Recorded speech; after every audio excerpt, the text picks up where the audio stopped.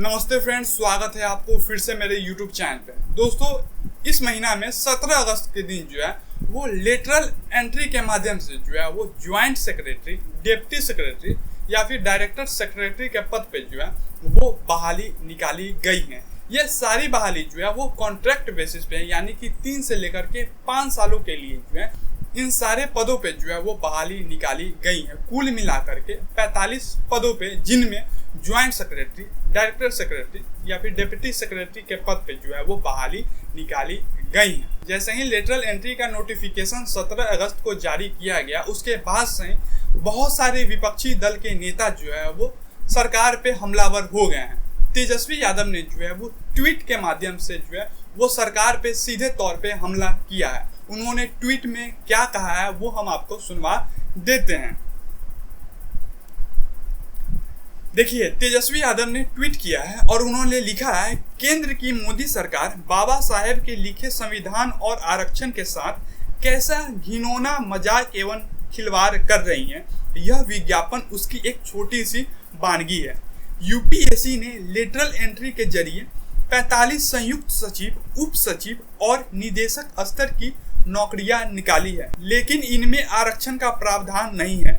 अगर UPSC civil सेवा परीक्षा के माध्यम से 45 आईएएस की नियुक्ति करती तो उससे एससी, एसटी और ओबीसी का आरक्षण देना पड़ता, यानी कि 45 में से 22 से 23 अभ्यर्थी दलित होते, पिछड़ा होते और आदिवासी वर्गों से जो है वो चयनित होते। फिर आगे वो लिखते हैं, मोदी सरकार बहुत ही व्यवस्थित, पद्धतिबद्ध, योजनाबद्ध और साथीराना तरीके से आरक्षण को समाप्त कर रही है।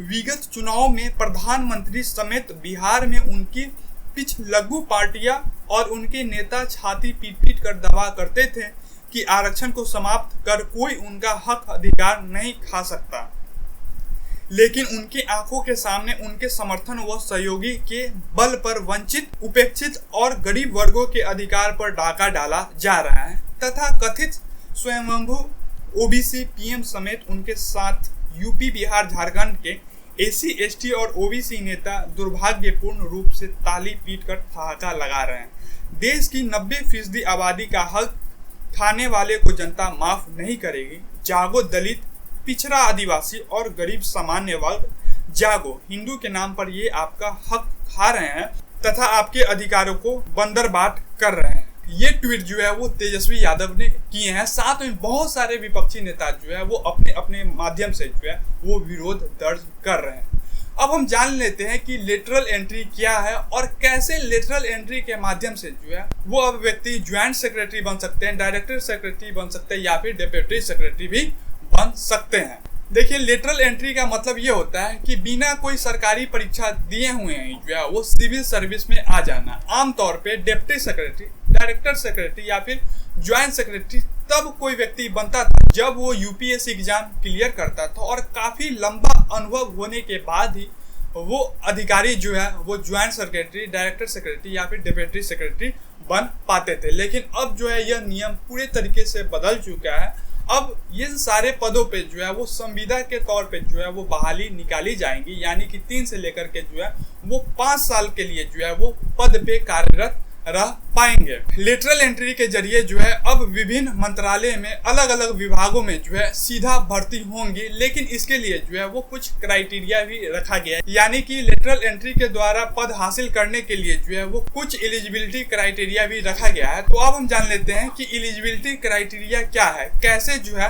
वो डायरेक्टर सेक्रेटरी, डिप्टी सेक्रेटरी या फिर ज्वाइंट सेक्रेटरी कोई भी व्यक्ति बन पाएगा। तो अब जो है एलिजिबिलिटी क्राइटेरिया पे थोड़ा सा जो है नजर डाल लेते हैं। देखिए, सबसे पहले जो है वो एक्सपीरियंस खोजा जाएगा, यानी कि राज्य सरकार या फिर केंद्र सरकार या फिर पीएसयू या फिर रिसर्च इंस्टीट्यूशन, अलग अलग यूनिवर्सिटीज या फिर प्राइवेट सेक्टर से जो है वो एक्सपीरियंस होना अनिवार्य है, यानी कि अलग अलग क्षेत्रों से अनुभवी व्यक्ति ही जो है वो लेटरल एंट्री के द्वारा सीधा भर्ती हो पाएंगे।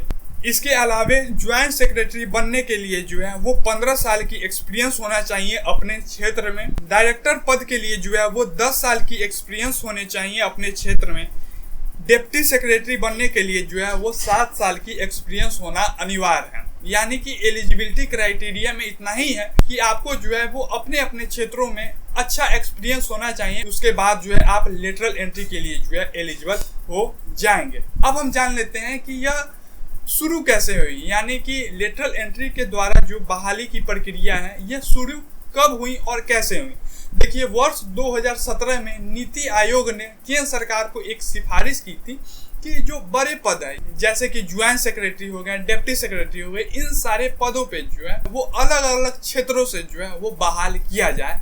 यह सिफारिश जो है वो नीति आयोग ने केंद्र सरकार को भेजी थी, जिसके बाद केंद्र सरकार ने इस सिफारिश को मंजूरी दे दी और इसके बाद अगले साल ही यानी कि वर्ष 2018 में पहली बार लेटरल एंट्री के माध्यम से जो है वो ज्वाइंट सेक्रेटरी पद को जो है वो भरा गया और इसके साथ ही डिप्टी सेक्रेटरी, डायरेक्टर सेक्रेटरी की पद को भी जो है वो लेटरल एंट्री के माध्यम से भरा गया। वर्ष 2018 में पहली बार ऐसा हुआ। उसके बाद 2019, 2021 और 2023 में जो है वो लेटरल एंट्री प्रक्रिया से जो है वो इन सारे पदों को भरा गया। लेकिन आज से 2 दिन पहले यानी कि 17 अगस्त 2024 को फिर से लेटरल एंट्री माध्यम से जो है वो बहाली प्रक्रिया को जो है वो निकाला गया था। लेकिन इस बार बवाल इसलिए हो गया क्योंकि इस बार जो है वो पहली बार 45 पदों पे जो है वो लेटरल एंट्री माध्यम से जो है वो बहाली निकाली गई, यानी कि बहुत ही ज़्यादा पदों पे जो है वो लेटरल एंट्री के माध्यम से बहाली प्रक्रिया निकाली गई।